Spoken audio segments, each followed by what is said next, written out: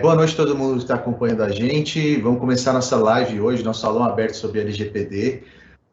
Meu nome é Matheus, eu sou Head da área comercial da CSP Tecnologia. Tenho trabalhado aí nos últimos, posso dizer, no último ano aí, diretamente ligado à consultoria com a LGPD. A CSP é uma empresa entusiasta da lei, né? Desde que saiu essa lei, a gente entendeu a importância dela e a conexão desse tipo de trabalho com a área de TI, né? Mas principalmente entender o porquê que é tão importante essa lei estar presente aí nos nossos clientes, né? Então, isso motivou a gente a começar a prestar essa consultoria, né? Isso motivou a gente a montar um processo de implementação dessa lei, né? Definir alguns entregáveis e entender qual que seria o melhor caminho, né? Montar metodologias. Afinal, essa lei, ela é nova para todo mundo, né? Isso não existia até pouco tempo atrás, né? Todas as empresas estão prestando consultoria no Brasil inteiro, né? Estão criando essas metodologias, né? E isso é interessante a gente dizer, né? Como cada empresa tem seu caminho aí e a gente tem o nosso próprio caminho que a gente segue dentro dos nossos clientes. Vou falar um pouquinho aqui dos nossos convidados, né? Hoje a gente tem aqui o Gabriel Borges, que é doutorando na Mackenzie e especialista, né, na Lei Geral de Proteção de Dados, um advogado que também é entusiasta do assunto, né, um amigo pessoal que, desde a época da faculdade, sempre se interessou por direito digital, então acho que esse assunto sempre caiu como uma luva para ele, e tenho certeza absoluta que vai agregar bastante aqui na nossa live. Então, o Gabriel aí vai trazer um viés mais jurídico para a gente. Do outro lado está o Marcelo Assunção. Marcelo Assunção é Cybersecurity e IT Governance Senior Manager na Light, né? Isso quer dizer que o Marcelo Assunção sabe tudo sobre cibersegurança, né? Um especialista, e também isso aí toca bastante no que a gente precisa de LGPD.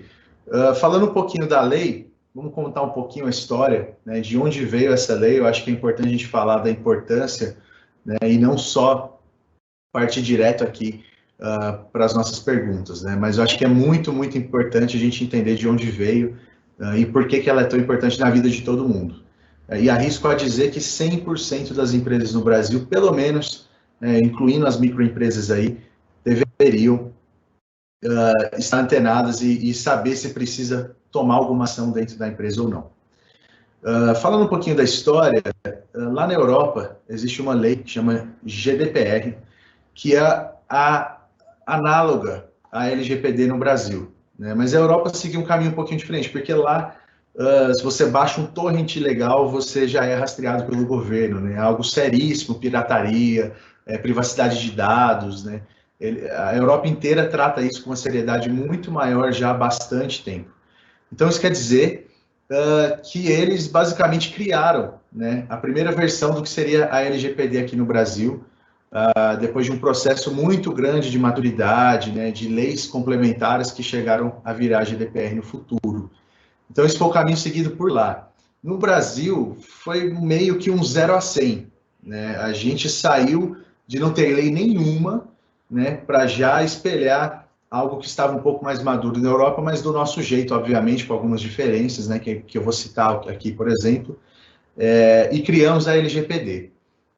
Eu sinto que nós, como indivíduos, né, como população, a gente perdeu a sensibilidade ao longo do tempo do quanto é importante os nossos dados, né? Porque meu nome completo, meu CPF, minha data de nascimento, meu RG, entre outros tantos dados que a gente tem, como etnia, meu gênero sexual, enfim, entre outras informações pessoais, né, que a gente trata como dado sensível, a gente perdeu a sensibilidade sobre o que é ou não importante a gente ter privacidade, porque a gente coloca esses dados toda hora que vai fazer uma compra na internet, a gente coloca esses dados, preenche formulário nas lojas, em papel físico, a gente vai na oficina, pede uma cópia da sua CNH.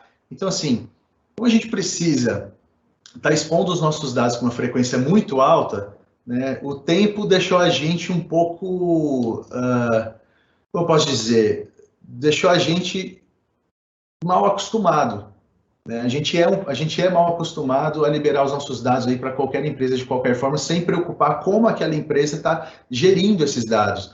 A partir do momento que eu coloco meu CPF, meu RG, um comprovante de residência, aquela empresa pode criar uma conta bancária no meu nome, pode fazer um contrato, pode fazer um monte de coisa, né? E nada garante que aquela empresa, nada garantia, né, até então, que aquela empresa estava tratando os nossos dados de forma correta.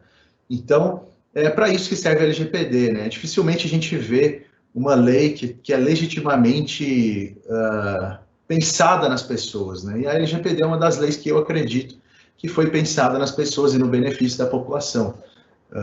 Então, assim, muito mais do que um trabalho a ser feito, né? Muito mais do que, nossa, o governo quer me multar, o governo quer colocar mais leis.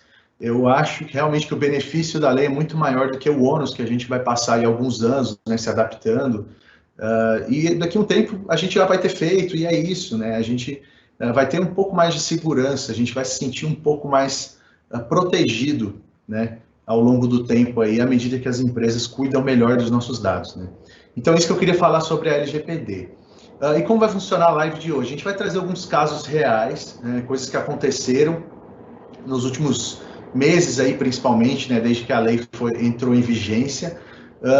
Então, o Gabriel aqui vai trazer, né, no viés jurídico, né, o que essa empresa poderia ter feito melhor, ou como deveria ter tratado aqueles dados, ou como o cliente poderia ter se protegido também, né? Isso é super interessante a gente citar, né? O que a gente pode fazer para ver se aquela empresa está tratando os nossos dados da forma correta ou não. E o Marcelo depois vai passar aí um viés técnico também, do ponto de vista, aquela empresa devia ter uma segurança no banco de dados um pouquinho melhor, naquele caso específico aconteceu isso, isso e isso. Então, a ideia é essa, tá, pessoal? Vou trazer o primeiro caso aqui, que é o caso da Cyrela, né, da construtora Cyrela. Eu acho que esse é o mais famoso, por isso a gente vai começar por ele.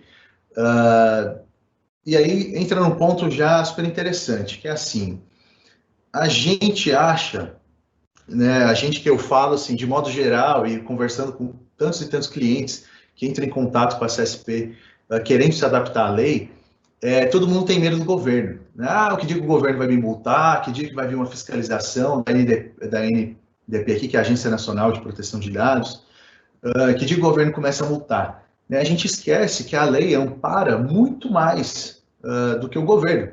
Né? O governo não é o único órgão que pode lesar uma empresa através da LGPD. E a Cyrela é um caso notório aí de como isso é verdade. Né? Então, um cliente, né, processou a Cyrela logo que entrou em vigor a lei, foi em agosto que entrou em vigor, então o processo estava bem pronto já, entrou com uma ação contra o Cyrela, porque depois de fazer uma compra de um imóvel, a cliente começou a receber ligações de consórcio, instituição financeira, empréstimo, né, e ela conseguiu provar que aquelas empresas que estavam consumindo o dado dela chegou até ela através do banco de dados da Cyrela.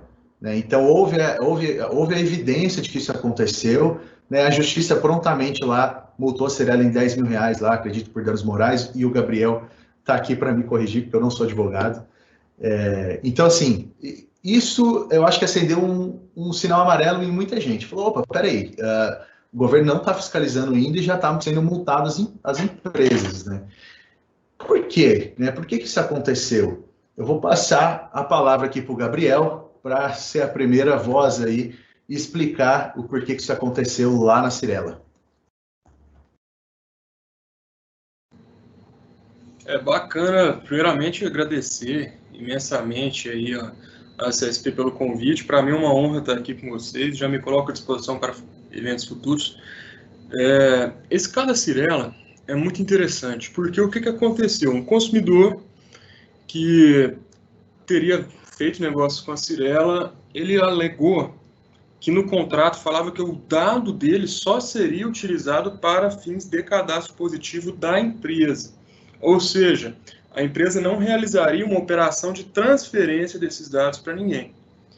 E aí esse consumidor estranha, porque ele começa a receber, como o Matheus disse, várias ligações de consórcio, ligações de empresa oferecendo empréstimo, etc. E isso começa a incomodá-lo. né? Ele começa a ser quase que literalmente molestado por essa publicidade um pouco abusiva que ele começa a receber de outras empresas, e ele aciona a Cyrela judicialmente, né? E aí uma juíza da Comarca de São Paulo, ela vai e aplica, não é bem uma multa, é uma indenização por dano extrapatrimonial no valor de R$10.000 pela infração à LGPD. Isso é muito interessante, porque o Matheus falou uma coisa legal. Muita gente às vezes tem falado assim, mas a NPD ainda nem está fiscalizando, a NPD ainda nem está multando, né? As sanções da LGPD aplicadas pelo governo estão suspensas, ainda não estão em vigor. Mas aí você já vê que o primeiro processo, que foi rápido, o Matheus mesmo lembrou, a lei é de agosto, a gente está em novembro e o processo já foi julgado, era um processo de um consumidor, que utilizou a lei para fundamentar o seu direito. Então, às vezes, eu falo sempre para os meus clientes, meus prospectos, olha, a sua menor preocupação com dados nesse momento é o governo. Aí o pessoal fala assim, não, a lei você tem que se adaptar, porque senão você vai ser multado. Não, não é senão você vai ser multado. E a gente imagina que a gente vai ter um momento para falar das sanções da lei, mas o mais preocupante é porque a lei ela não é simplesmente para te multar. A lei é para você se adequar, né? A lei é para proteger direitos dos consumidores, dos trabalhadores, do cidadão, né? Então, quando o Matheus fala assim, olha, essa lei ela é para todos, isso é muito correto. Essa lei é para proteger todos. Perfeito. Não é uma lei feita para multar ninguém, não é uma lei feita para proteger o governo. Não, é uma lei que ela é para proteger o cidadão. Ela é para proteger os dados pessoais das pessoas. Então, realmente, né, a gente não tem que preocupar só com a sanção da NPD. A gente tem que se preocupar com a adequação, com a conduta adequada para evitar esse tipo de condenação lá na frente. Eu vou devolver a palavra para o Matheus aqui, para a gente bater um papo aí, continuar o bate-papo.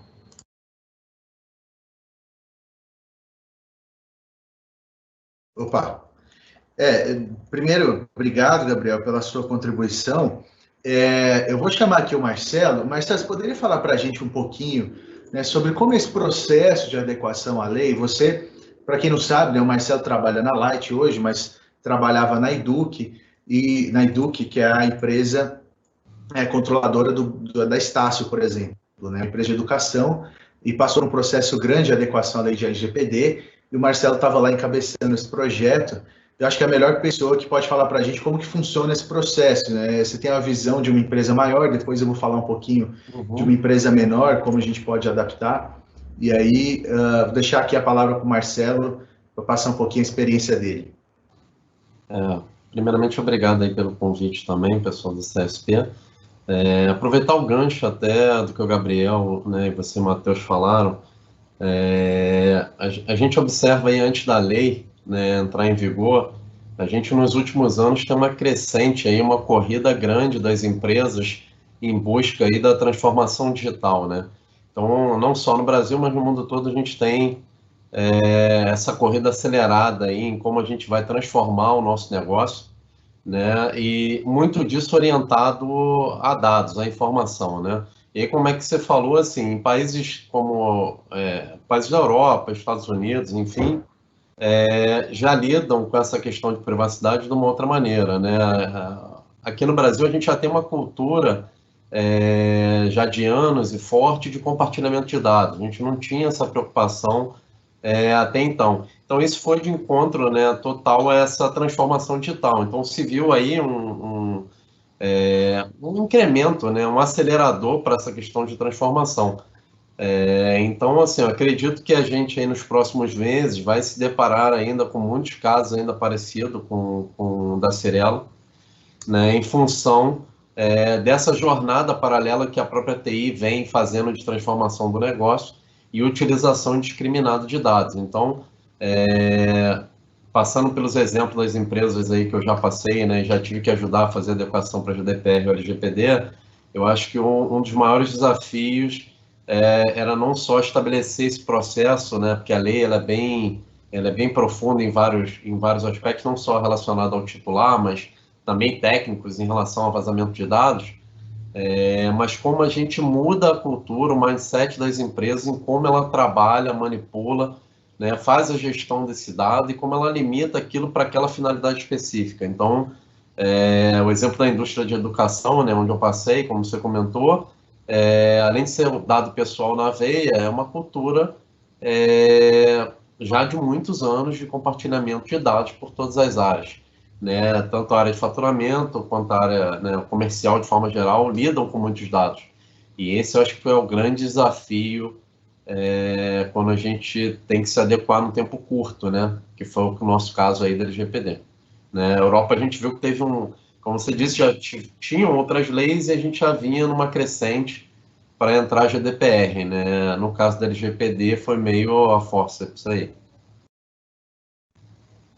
Bom, beleza. Eu acho que a pergunta aí de $1 milhão é assim,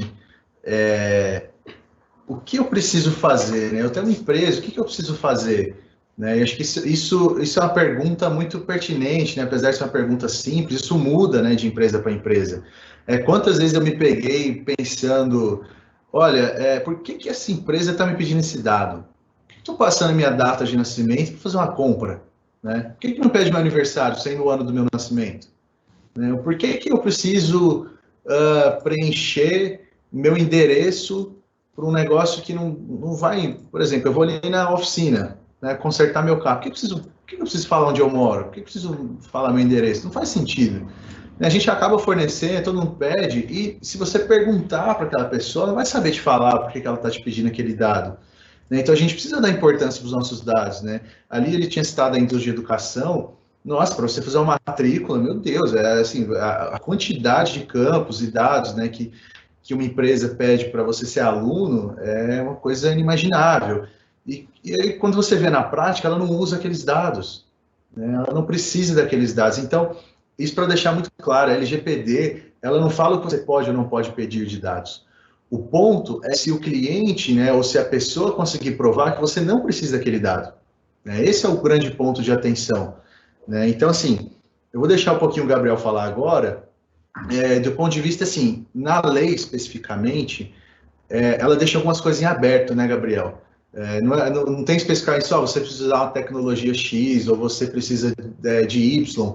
Né? A lei deixa algumas coisas em aberto. Então, eu queria que você falasse um pouquinho, né, como que a gente lida com esses pontos em aberto, né? Se eu sou um comércio, ou se eu sou uma média empresa, se eu sou uma empresa de contabilidade, navegar um pouquinho ali em cenários um pouquinho diferentes, com essas questões que estão mais em aberto. Só deixar um último ponto aqui antes de passar para o Gabriel, que é o seguinte, lá na Europa, isso aí vocês podem pesquisar, a maioria das condenações não são feitas de casos enormes, né? Não são casos, contra empresas enormes, a maioria das condenações são justamente os casos pequenos.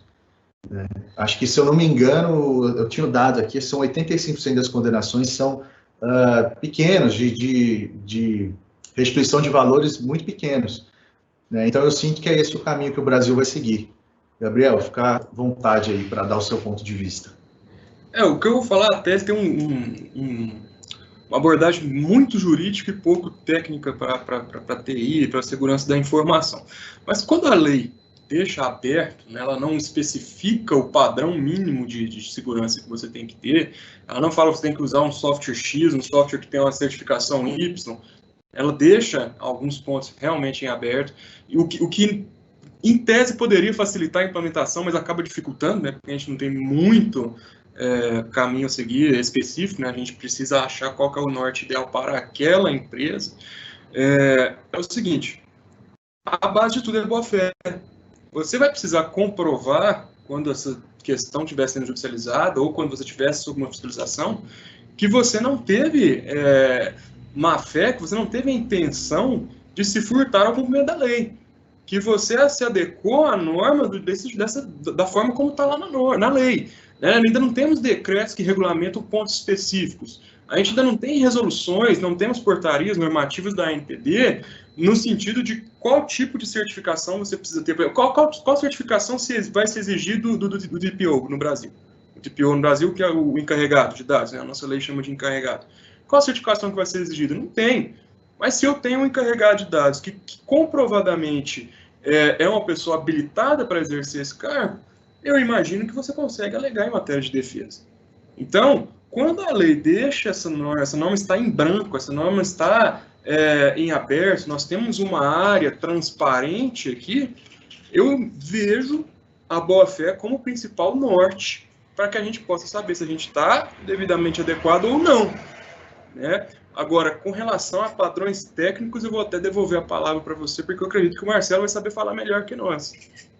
Sim, com certeza, você tocou em vários pontos interessantes aí. Até antes, pessoal, aqui no Teams tem uma caixinha de perguntas, tá?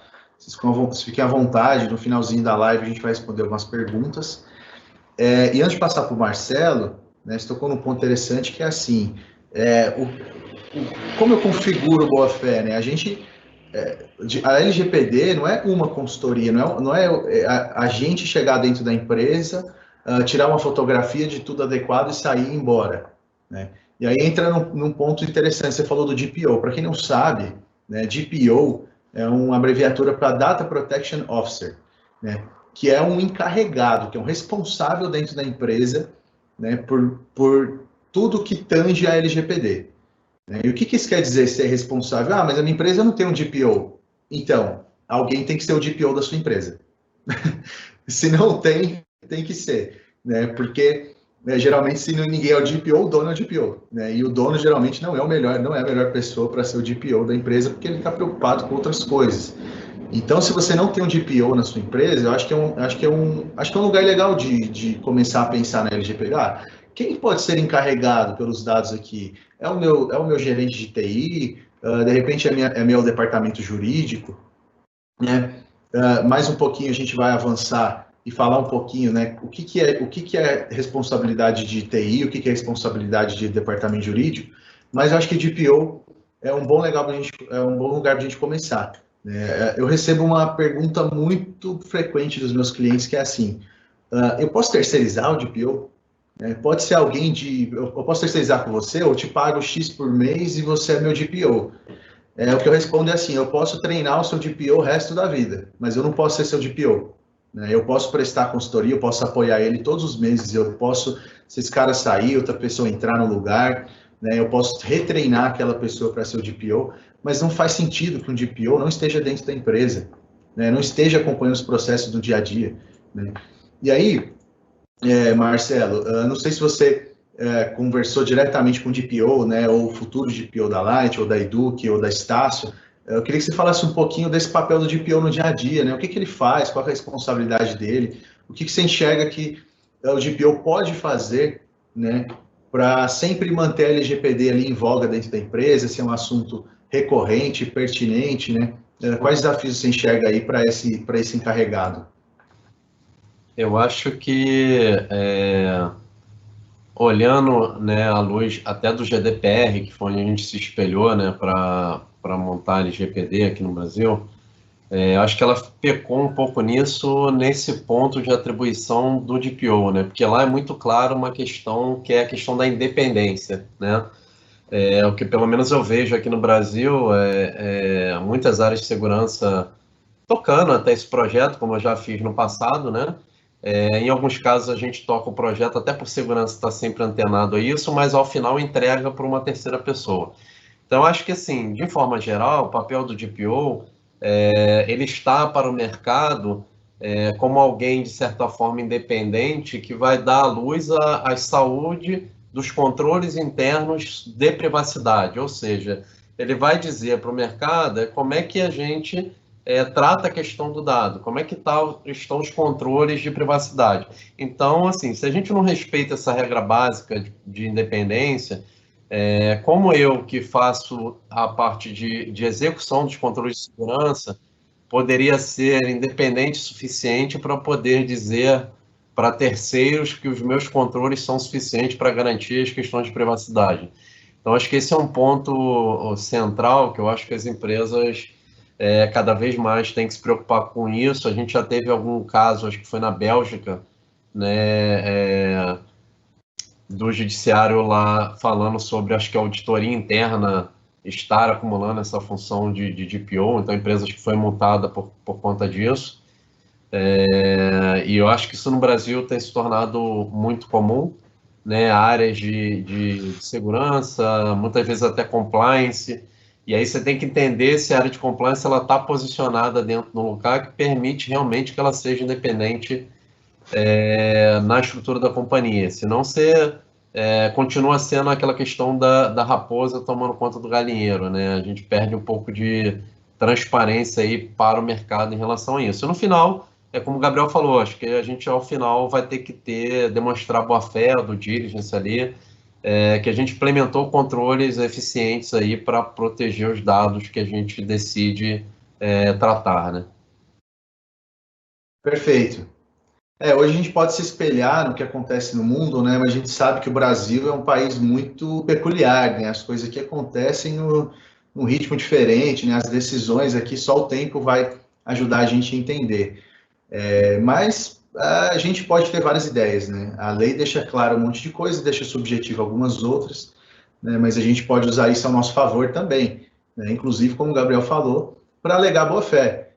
Como que o governo vai te processar ou vai te aplicar uma multa, né, sempre que você consegue provar que está no processo ou que fez tudo certo, né? Uma coisa que eu queria que o Gabriel comentasse é assim, qual que é a responsabilidade legal do DPO, né? Porque imagina, eu sou um gerente de TI aí de uma empresa, né? Vamos chutar aqui, eu sou gerente de TI do Carrefour, né? Um varejo, né, que seja, qualquer varejo. É muito dado pessoal que está ali na minha mão. É uma carga de dado pessoal muito grande. O que a lei fala um pouquinho sobre isso? Assim, sobre até onde o DPO pode ser responsabilizado? Porque às vezes tem gente que vai estar assistindo lá e fala assim, eu sou um DPO, a empresa quer que eu seja um DPO, eu não quero isso de jeito nenhum. Imagina, se acontece um vazamento aqui, vai todo mundo em cima de mim. Então, fala um pouquinho disso, por favor, Gabriel. Isso aí é interessante, essa questão da responsabilidade. A responsabilidade, ela tem sido objeto de discussão desde que a lei entrou em vigor, desde 2018. Na verdade, desde que ela foi promulgada em 2018. Se discute se essa responsabilidade ela é subjetiva, ou seja, eu preciso oferir a culpa, né, da pessoa responsável para poder falar que a empresa vai ser responsabilizada, ou ela é objetiva, né, o próprio risco operacional da empresa já faz com que ela se responsabilize automaticamente por qualquer incidente. Agora, quando eu entro na responsabilidade específica do encarregado, né, do DPO, eu acho que vai variar. Porque, igual você falou, não faz sentido o DPO ser alguém de fora da empresa. Mas tem empresa que é menor e vai ter que contratar alguém de fora. Por exemplo, se eu sou MEI e tenho um funcionário, automaticamente eu já estou tratando dados, eu preciso de estar adequado à norma. E eu não vou ter como contratar mais um funcionário para trabalhar para mim, porque eu só posso ter um. Então, vai ter gente que vai ter que terceirizar. E aí, a gente entra numa situação interessante, porque se o DPO é funcionário da empresa, carteira assinada, presta esse serviço lá dentro, é realmente o preposto da empresa, havendo um incidente de proteção de dados, me parece que quem responde por esse incidente é a empresa, no meu entendimento. Não é o funcionário. A empresa é quem vai responder. O funcionário responde perante a empresa. Quem responde perante a sociedade, perante o público por esse incidente é a empresa, certo? O encarregado ele só vai fazer essa ponte, né, como o Marcelo falou, entre empresa e norma, empresa e sociedade, empresa e agência, né, perdão, e autoridade. Agora, quem vai ser responsabilizado no incidente é quem está com esses dados, é quem está tratando o dado, que é a PJ. Agora, vamos supor que eu terceirizei. O serviço, então, está sendo prestado para mim por uma empresa de fora. Nesse caso, eu vislumbro a possibilidade de termos uma discussão entre quem vai ser responsável, só a empresa, só o prestador desse serviço de encarregado, os dois juntos. Se forem os dois juntos, é solidariamente ou um só vai responder se o outro não tiver como, né, subsidiariamente. Isso são discussões que eu acho que a gente só vai conseguir ter uma resposta certa quando elas forem judicializadas e o judiciário decidir sobre elas.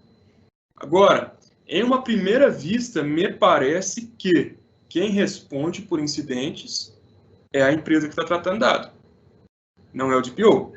O DPO ele presta um serviço para essa empresa, mas quem está respondendo perante o consumidor, por exemplo, não é o DPO. Eu não, no seu exemplo, por exemplo, o DPO do Carrefour, vamos supor que o Carrefour vaza dados meus. Quem vai responder? Para quem que eu dei esse dado? Foi para o DPO? Não. Foi para a PJ? Foi para o Carrefour? Então quem responde é a empresa. Mas aí a empresa comprova que foi uma desídia do DPO, foi uma falha do DPO. Ele responde perante a empresa. Mas quem vai responder para mim não é ele. Então, ao meu ver, a responsabilidade ela fica nesse sentido. Até devolvo a palavra para você. Legal, né? É importante dizer isso, né? Assim, não faz sentido, né, um mero colaborador da empresa se responsabilizar por um vazamento que muitas vezes, né, e acredito que o Marcelo, eu vou até puxar um gancho aqui, uma parte um pouco mais técnica, muitas vezes ele não tem, ele tem zero responsabilidade, porque muitas vezes um vazamento de dados vem de falta de segurança, vem do fato de não ter um firewall, de não ter, né, alguma camada de segurança a mais dentro da empresa. E aí, nesse ponto, né, sobre software e sobre outras questões, né, envolvendo a parte técnica, eu tenho uma dúvida, Marcelo, que é o seguinte: a lei fala muito sobre privacidade, né? A lei não entra muito em questões técnicas, né? A lei entra assim, se vazou o dado, você vai ser responsabilizado. Mas, tecnicamente, o que as pessoas podem fazer para se proteger desse tipo de coisa? E aí, a gente pode falar de uma maneira mais geral, porque eu imagino que muitas pessoas que estão acompanhando, estão vendo a live, ou vão ver isso no futuro, são microempresas, empresas menores. Pessoas, mas eu tenho aqui um sisteminha que, nossa, eu faço cadastro aqui do meu cliente, do meu comércio, da minha loja, e aí, de repente, por exemplo, eu contrato lá um sistema, um RP externo de uma empresa, só que vazou o dado da minha loja. Como é que eu posso me proteger, por exemplo? E aí depois o Gabriel pode puxar o gancho disso, assim. Olha onde a gente consegue. Quem é o responsável? É o dono do software que eu comprei, que não me deu a segurança por eu ser um comércio? Né? Mas vou deixar o Marcelo primeiro citar aqui algumas coisas técnicas que a gente pode fazer para se proteger. Tá, antes de responder, né, diretamente a pergunta, eu vou pegar o gancho aí, dando a minha opinião também, né? Quando você fala sobre a questão de vazamento, né, muito a questão de segurança, eu acho que a figura do DPO ela passa a ser responsável no sentido que ela necessita cobrar que exista a segurança, né? Então, ele na verdade passa a ser mais um ator de controle, onde ele vai olhar para a segurança e falar, olha, ok, mas havendo vazamento, você é diretamente responsável, mas por tabela eu sou o dono desse tema, então preciso que você estabeleça controles, né, e que eles sejam executados de maneira que tenham eficácia, né, na sua execução ao longo do tempo, né, parecido com o que a gente faz em auditoria, né. Então, a gente precisa garantir que esses controles de fato funcionam.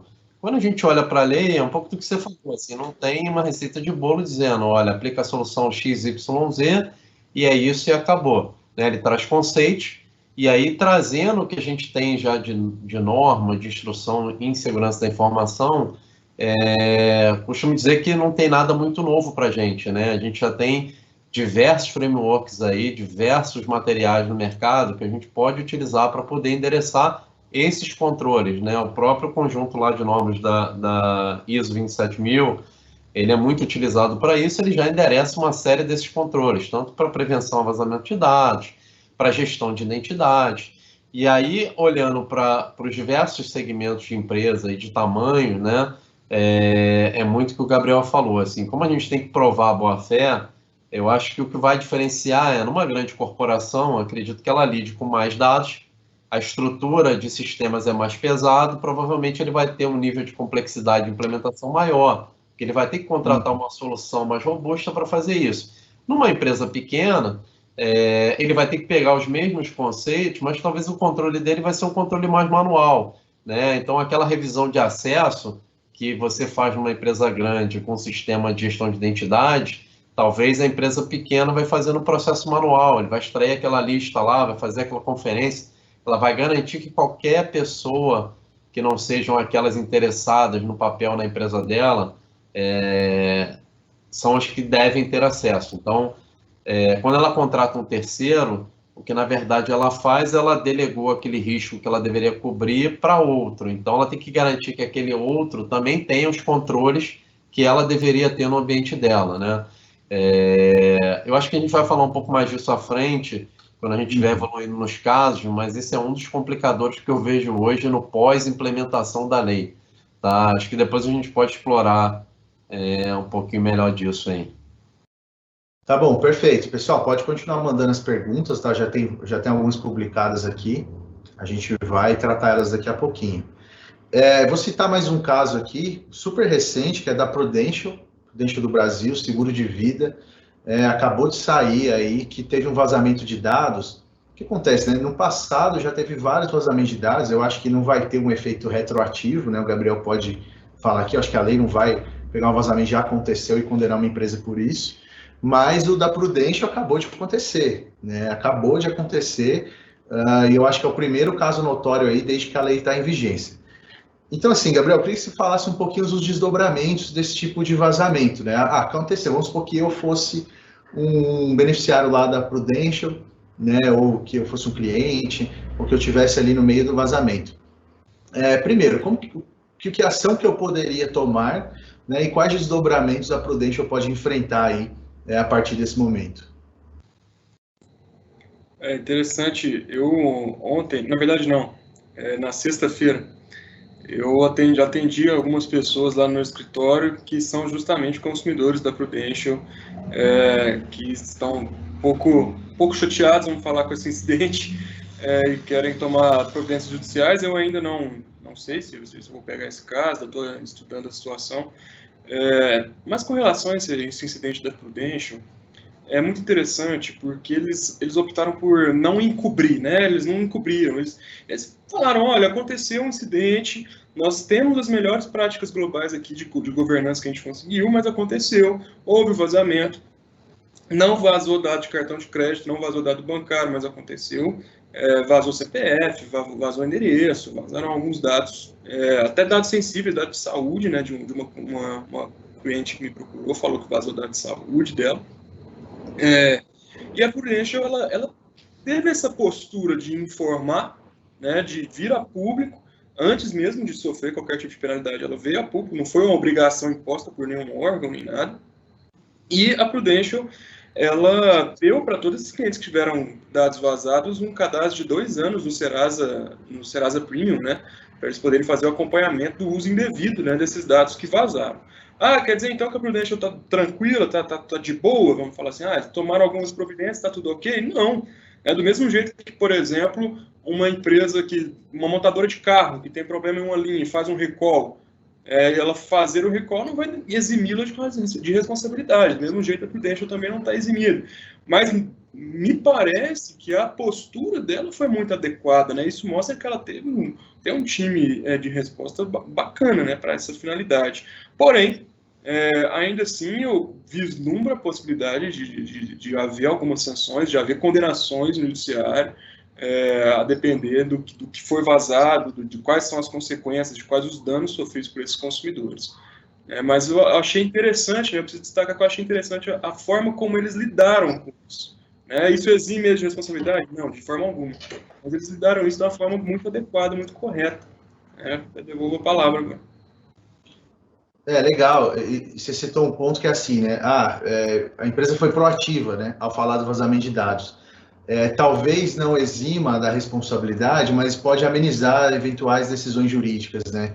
Que, de repente, se ela tivesse agido de má fé ou não sendo prestativa às pessoas, né, poderia dar uma gravada ali, de repente, uma decisão judicial. A gente vai acompanhar de perto, né? A gente pode fazer uma live ali no futuro, de repente, com mais decisões judiciais. Eu acho que é legal. Acho que esses exemplos, a gente está falando hoje de pouquíssimas decisões, né, aqui, mas à medida que for saindo, a gente vai amadurecer essa conversa também, né? Por mais que eu seja um entusiasta, já estou lidando com isso há um tempo, Marcelo, Gabriel, né, ninguém pode afirmar que sabe como o governo ou os juízes vão lidar com isso, né? A gente pode projetar e a gente pode fazer a nossa parte. A nossa parte é muito clara, né? A nossa parte é buscar ajuda, né? Buscar uma consultoria, buscar uma assessoria jurídica, buscar quem conhece um pouco mais da lei, né? Quem já está ali nos clientes vivendo o dia a dia, né?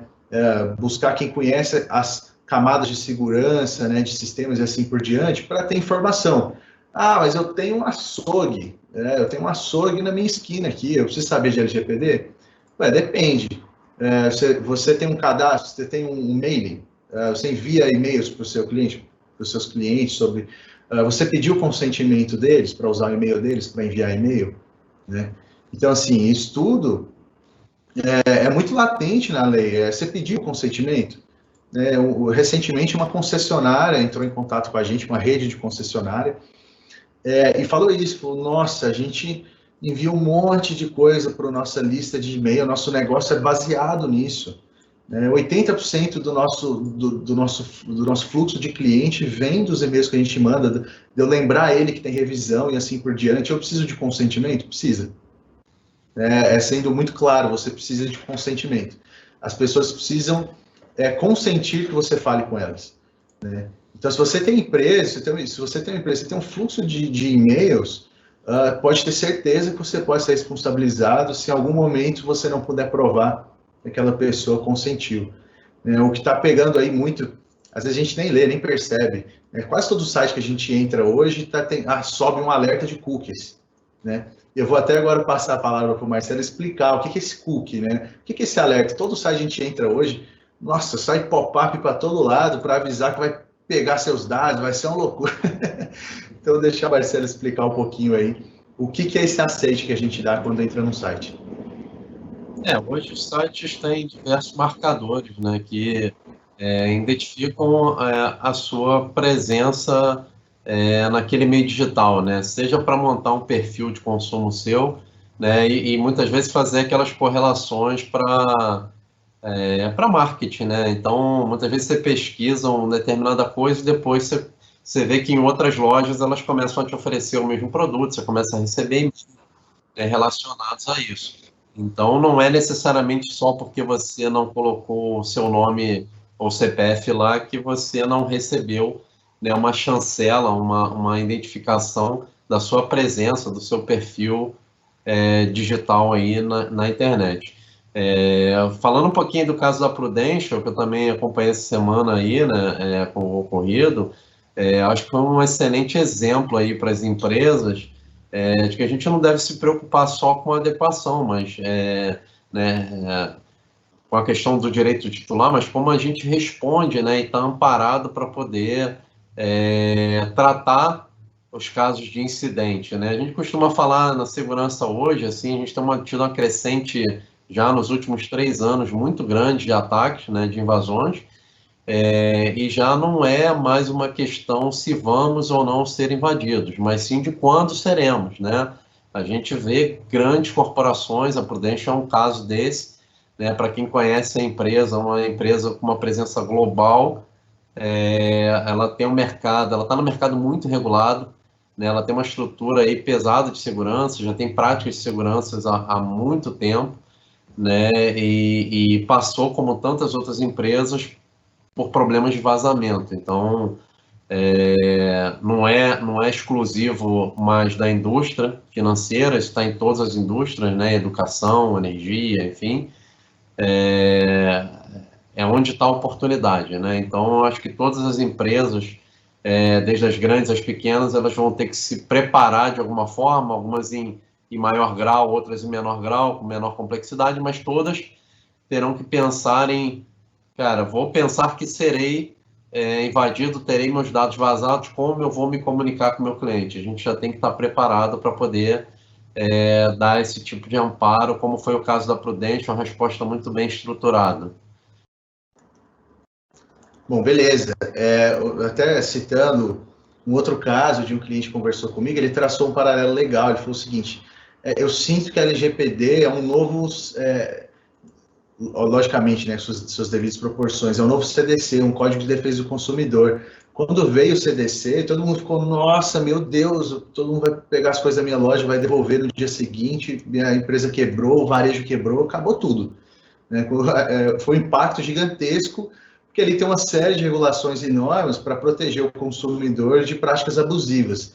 E eu sinto que a LGPD caminha para isso, eu sinto que ela caminha para ser algo que a gente vai aprender a conviver. Não é porque lá tem, né, inúmeros um checklist enorme de coisas que as empresas têm que se adaptar, que vai, nossa, comer multa solta aí, né, que o governo vai pegar todo mundo aí para sapecar, não vai acontecer isso. A gente vai aprender a conviver com a LGPD. Né? As empresas vão sair quebrando, o governo tem interesse que as empresas quebrem, porque é quem paga imposto, né? Quem paga muito imposto é a empresa, principalmente, né? A gente paga bastante também. né, mas o grande volume de fluxo do governo vem de imposto. Então, não tem interesse em sair quebrando empresa, né, multando de LGPD. Então, é importante dizer isso também, né, que não é no desespero, né, tem que ser algo pensado, tem que ser algo pautado ali pelo tempo, pelo amadurecimento. A empresa não precisa se adequar. Nossa, eu preciso virar minha empresa de cabeça para baixo amanhã por causa da LGPD. Não, mas você precisa estar atento agora, hoje. Hoje você precisa começar a ficar atento sobre a LGPD, mesmo que você não seja empresário, mesmo que você não seja o DPO da sua empresa, porque de repente, né, e nas nossas carreiras, a gente pode estar sujeito a ficar no meio de uma situação dessa. Eu trabalho na área comercial, né, eu tenho que fazer um NDA com os meus clientes, eu tenho que pedir dados para eles, eu tenho que ser treinado em como pedir esses dados, né, em como eu vou tratar esse dado na hora que eu vou receber. E eu acho que essa é a maior parte, eu diria assim, da consultoria de LGPD, a parte de treinamento, né? A gente faz lá, a gente emite documentação, faz gap análise, relatório de impacto, a gente entra no detalhe da empresa, mas o principal treinamento, né, é fazer a 4 mãos, é pegar na mão da pessoa responsável por aquela área dentro da empresa e falar assim, olha, vem aqui e faz comigo, você vai entender o que eu estou fazendo. Eu não vou fazer te entregar na sua mão, não. Você vai fazer comigo, entender o que eu estou fazendo, o porquê que eu estou fazendo, e você vai continuar fazendo isso, porque não acaba, né? Então, treinamento é super importante, pessoal. É super importante. Não importa o que você faça na empresa. Talvez seu treinamento dure 5 minutos, mas talvez dure meses, né? E continue sendo pertinente aí ao longo do tempo. E aí, a gente tem 2 minutinhos, eu vou repassar para o Marcelo, só para falar um pouquinho disso, né? Só rapidamente assim sobre treinamento, como as pessoas podem receber esse treinamento aí sobre LGPD para manter isso ao longo do tempo. Eu acho importante a gente realmente treinar muito bem as pessoas, né? É um tema, vamos dizer assim, pesado, né? Como é o tema de segurança, então eu acho que fragmentar isso aí em pílulas constantes, né? Em cursos, vídeos menores, e isso ser recorrente na empresa, isso é muito importante. Aí, dando uma visão de prática, né, do que eu passei, por exemplo, quando você olha a lei, ela fala muito sobre a questão da responsabilidade, né, sobre o dado, e quando você transmite aquele dado para terceiro, isso não exime a tua responsabilidade, então isso te acompanha, né, então o terceiro ele precisa ter aqueles mesmos controles, e se ele falha, você está junto dentro desse processo. E aí, assim, isso vai de encontro com uma realidade que a gente tem hoje, que é de cada vez mais as empresas estarem se especializando. Então, hoje, empresas grandes normalmente não tem mais, por exemplo, um setor de cobrança, né? Não faz muito sentido para elas. Então, isso já é um clássico, você terceirizar a cobrança. Então, se você quer ter uma universidade corporativa hoje, a maioria das empresas já não investem mais em fazer isso dentro de casa. Ela chama uma universidade que já é especializada nisso e ela monta aquilo com toda a sua cara. Então, assim, o que está acontecendo é que você vai ter naturalmente um trânsito de dados para tudo que é lado, que é o que acontece hoje. E aí um pouco do que eu sentia já agora no final né, do ano com a questão da lei é que a gente já recebia muitos ofícios de diversas empresas questionando como é que estavam, né, como é que estava o nosso processo de adequação, como é que estavam implementados os nossos controles e querendo testar a efetividade desses controles. Aí se você imaginar que uma empresa se relaciona, né, sei lá, com 100 ou 50 outros parceiros, isso acaba que na prática vai se tornar inviável, né, parecido com o que a gente tinha antigamente com os data centers, né, a maior parte das empresas pegou um ambiente computacional, hoje tem levado muito para a nuvem, mas no primeiro momento levou isso para grandes data centers e ficava inviável para esses caras receber auditoria de 200, 300 empresas dentro do ano. Então, ela contratou empresas independentes para emitir uma certificação de adequação. Acho que a gente, pensando em futuro, acho que é um caminho que isso deve acontecer. Acho que é uma das lacunas aí que a gente vai ter que preencher com o crescimento da maturidade sobre o tema, né? Isso vai ficar cada vez mais inviável a gente prestar e fornecer informações para diversos parceiros que a gente se relaciona e troca dados, né? Eu acho que isso é algo que, na prática, a gente vai começar a vivenciar aí, provavelmente no ano que vem, e eu acho que vai vir se tornar realidade. Perfeito, eu acho que é um assunto super pertinente aí para uma próxima live, a parte contratual, né? E o Gabriel vai ajudar bastante a gente com isso. Agora, partindo aí para o final da nossa live, vamos responder algumas perguntas. Tem pergunta para o Marcelo, às vezes tem algumas coisas eu vou responder, e tem para o Gabriel também, tá? O André Silva perguntou, uma pergunta para o Gabriel. Com a lei fica claro que o dono do dado não é a empresa que coletou, mas cada um de nós. O aceite que as empresas exigem no início das jornadas nos sites é suficiente para isentar as empresas da responsabilidade no uso dos nossos dados? Então, André, obrigado pela pergunta. Veja bem, o aceite que eu dou é o consentimento que é para que essa empresa trate meus dados. Só que esse consentimento ele precisa ser muito específico, muito esclarecido, muito informado, né? Então não é eu falar, olha, eu vou tratar seus dados, eu vou coletar seus dados para te atender melhor. Isso aí não serve. Eu tenho que falar, eu vou coletar seus dados para poder averiguar com base nos seus cookies, né, que o Marcelo explicou para a gente o que é. Com base nos seus cookies eu vou te oferecer publicidade dirigida do produto que você tem pesquisado, etc. Eu tenho que explicar para quê. Para que eu estou coletando cada dado. Então não basta eu simplesmente colocar na hora que a pessoa entra no site um termo de uso, política de privacidade, li, concordo e pronto. É uma outra questão importante.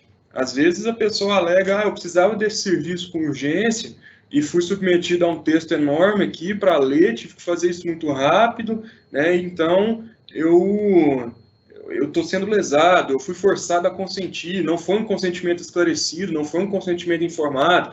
Então, eu tenho orientado os meus clientes, né, sempre em parceria com a TI deles, a colocar de alguma maneira que você consiga comprovar que o cara leu tudo, leu as políticas, leu os termos de uso.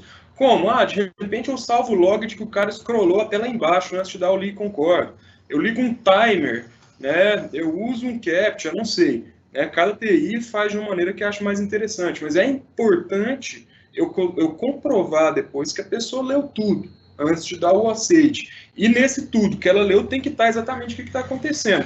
Agora, vamos supor, eu forneci dados para uma empresa, a empresa me passou tudo que ela ia usar com esses dados, foi tudo ok, tudo perfeito.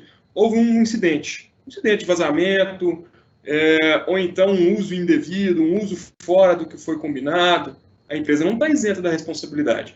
Então, o simples fato de eu dar um aceite, de eu dar um li e concordo, não isenta a empresa de responsabilidade. O fato de eu dar um li e concordo, eu autorizo ela a fazer a operação de tratamento. Agora, isentá-la de responsabilidade no caso de tratamento indevido, de tratamento anormal desses dados, eu não vejo essa isenção, não. Mas que é importante ter o aceite, é.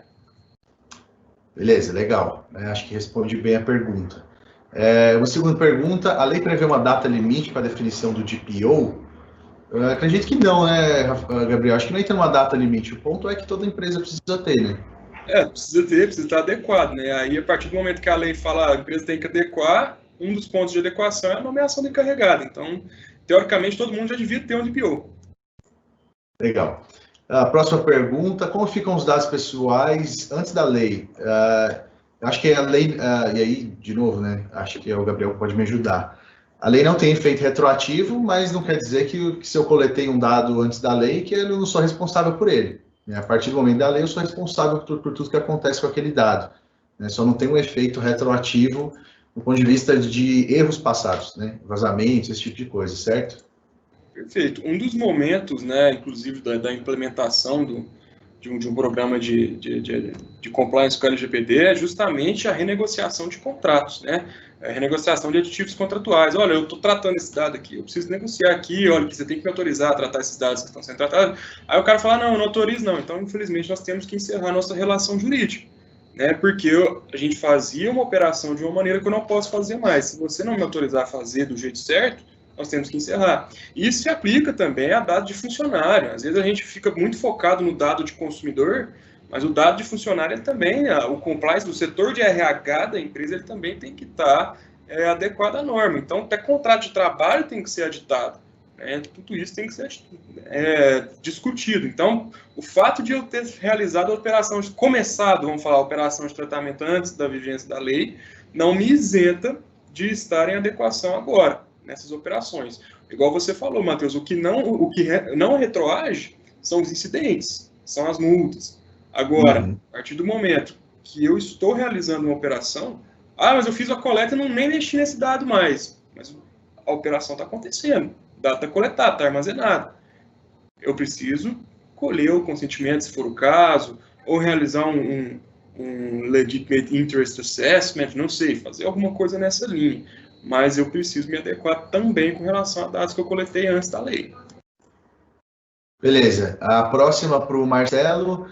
Estando em home office, quais medidas as empresas e seus funcionários devem tomar em relação à segurança aos dados de terceiros? Acho que a pergunta é basicamente o seguinte: eu estou em home office, né? Tem alguma medida especial que eu tenho que tomar por estar em home office, essa conexão com a empresa, alguma coisa fica no meu computador, não pode ficar, enfim. Os controles de segurança, eles vão continuar existindo como já eram, né? A questão do home office, ele trouxe, na verdade, um risco a mais, porque muitas empresas, naturalmente, não necessitavam abrir conexões né, de fora para dentro. Então, nessa questão de pandemia, o que a gente viu foi muitas empresas tendo que botar 100% do seu efetivo trabalhando remotamente. Né? Quem conhece um pouquinho aí de segurança da informação já passou pelas disciplinas aí de continuidade de negócios. Quando a gente monta lá o BIA, né, a questão de impacto sobre o negócio, a gente estima cenários onde a gente bota um percentual mínimo para o negócio rodar trabalhando em contingência, né? Seja ele 30%, 40%. Eu acho que a maioria das empresas não trabalhava um cenário onde fosse necessário talvez colocar 100% do efetivo remoto, né? E o que ocasionou isso, né? Isso levou muitas empresas a fragilizarem alguns controles de segurança, porque você na prática, né, quem vivenciou isso, né, não conseguiu ter equipamento disponível, por exemplo, para entregar para o funcionário, né? Equipamento esse que a gente tem, controle de segurança, né? Corporativos, para ele poder trabalhar de casa. Então, muitas dessas empresas tiveram que abrir acessos e brechas de segurança. Então, ele trouxe um risco maior, elevou em alguns casos, para aquelas que não estavam tão preparadas, para a questão de cyberataque, de invasão e, por consequência, vazamento de dados, né? Mas as disciplinas são as mesmas que a gente emprega para proteger a empresa no dia a dia. Então, o que aconteceu foi um aumento dessa necessidade de acesso externo que pôde aí fragilizar algumas empresas. A gente teve uma crescente, inclusive, de casos nesse período aí de pandemia, né? Beleza, legal. A gente deve avançar uns 5 minutinhos aqui para responder as perguntas, mas estão super pertinentes. Uma pergunta que eu achei bem legal. As empresas, independentemente do porte, podem transitar dados dos seus funcionários com outras empresas prestadoras de serviço, como empresa de assistência de saúde, banco, contabilidade, alimentação, entre outras. E aí eu mesmo responder, eu acho que o Gabriel complementa. Quais as recomendações para as empresas que contratam serviços complementares? Como se proteger em caso de vazamento? Acho que a palavra-chave aqui é contrato, né, Gabriel? Você se protege legalmente com contratos, né? Então, todos os contratos que você tem com seus fornecedores e seus clientes devem ser revistos, né? Inclusive, essa é uma das etapas da adequação à lei, né? A etapa que a gente conta aí com assessoria jurídica é a adequação dos contratos, né? Então, a gente faz a revisão completa, a gente entende, a gente resguarda a empresa, né, daquilo que não é responsabilidade dela, justamente para se acontecer um problema. Um fornecedor meu vazou dado de um funcionário meu também. Putz, e aí agora? Não, tá aqui o contrato, juiz, tem nada a ver com isso, eles se viram para lá e assim por diante. Acho que é isso, né, Gabriel? Tá respondido? Isso aí é muito importante, né? Inclusive, o primeiro passo, né, envolvendo, vamos falar assim, os recursos humanos da empresa, é justamente o aditamento dos contratos de trabalho, né? Para poder a pessoa falar que sabe por que você está tratando esse dado, que dado você está tratando, para onde você vai mandar, de onde que esse dado vem. Às vezes eu mando para o social, eu mando para a Receita, eu mando para o contador, eu mando para a empresa que faz a minha folha. Então, isso tudo tem que estar muito bem explicado para o funcionário. Só que uma coisa importante, né? Nesse caso, o motivo do tratamento, né, a base do tratamento, ela não é nem tanto no consentimento. A base desse tratamento, nesse caso, é para cumprir um contrato. Para que eu possa cumprir o contrato de trabalho que eu estou assinando com você, eu preciso passar seus dados para o plano de saúde, eu preciso passar seus dados para a contabilidade. Né? Então, o que eu estou fazendo, na realidade, não é nem pedindo para o funcionário me autorizar a tratar esses dados. O que eu estou fazendo é avisando que eu vou tratar. É importante que o funcionário saiba que essa operação está acontecendo e que existe um motivo. Lógico, se eu estou tratando dados que não servem para nada, a orientação sexual do meu funcionário está salvo aqui no software que faz o meu RH. Não, aí não faz nenhum sentido mesmo. Agora, esses dados que eu estou fazendo tráfego, que eu estou utilizando, que eu estou mandando para fora da minha empresa, principalmente, é importante eu informar o funcionário. Aí você fala, eu não concordo. Não, aí, infelizmente, a gente vai ter que encerrar nossa relação. Né? E isso também com relação aos serviços complementares. Uma vez uma empresa falou assim para mim, Gabriel, o meu contador... Eu perguntei para ele, seu contador está adequado à Lei Geral de Proteção de Dados? O cara queria abrir uma startup. Aí eu falei assim, não, acho que ele não sabe nem o que é isso. Eu falei, não, então você tem que ir no que sabe. Eu falei, não, mas esse cara aqui, eu já falei com ele, mas ele é muito mais caro. Eu falei, cara, a operação ela vai encarecer nesse momento. Porque o cara que está adequado, realmente, ele vai cobrar mais caro nesse momento. Mas vai chegar um momento que os players que não estiverem adequados vão para fora. Então isso aí vai acontecer eventualmente, vai voltar ao normal. Mas olha, vai encarecer a sua operação. Mas você prefere ser responsabilizado lá na frente ou você ficar mais tranquilo porque o cara trata dados corretamente, está adequado à norma? Então isso é importante. Você diga-me com quem tu andas que eu te direi quem és, né? Então o que adianta você estar adequado à norma e todos os seus fornecedores, todos os seus vendors, nenhum deles está. Todo mundo está ao Deus dará, está agindo ao bel prazer, gerando risco para você.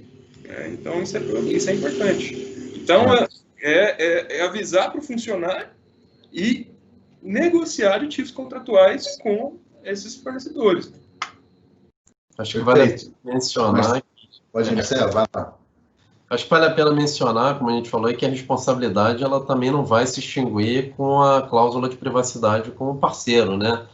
Eu acho que além é o primeiro passo, como você falou, né, Matheus? A gente tem que fazer a revisão dos contratos, tem que mudar as minutas padrões e rever os contratos que já foram assinados, mas a gente também tem que demonstrar que a gente foi o parceiro, né, assim como o Gabriel falou, para entender se ele tem controle de privacidade, se ele está adequado também, ou seja, você está entregando o dado, né, que você coletou para um terceiro, então sua responsabilidade se mantém, né, apesar de você ter aquela cláusula no contrato. Legal, não, muito bacana. Pessoal, tem uma pergunta aqui que eu achei bem interessante, tá? A pergunta é assim, o DPO tem como papel a proteção dos dados que a empresa possui, muitas das vezes até denunciando a organização em caso de negligência. Não haveria um conflito de interesse e ele está ligado como empregado? É super interessante essa pergunta, porque assim, e se eu achar uma coisa errada, a empresa não quiser adequar, ela não quiser fazer nada a respeito, porque acho que é uma situação que vai ser super recorrente. Não, deixa para lá, depois a gente olha, manda um e-mail, sabe, põe na sua lista, né? Então, na minha visão, isso gera um conflito de interesse sim, mas como DPO, eu registraria, estou isento, né? É isso? Eu acho que a gente comentou até um pouquinho disso aí antes. A questão da independência ela é muito importante. Em alguns casos, o que a gente vê?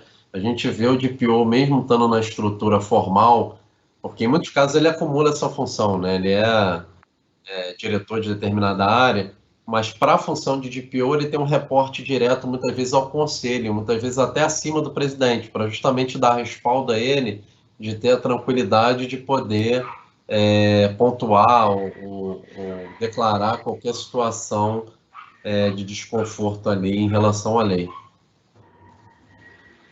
Gabriel, quer complementar? Não, perfeitamente. É exatamente isso que o Marcelo falou. Quando a empresa às vezes tem um porte menor, não tem um conselho, é uma empresa menor, uma empresa familiar, sei lá, um limitado.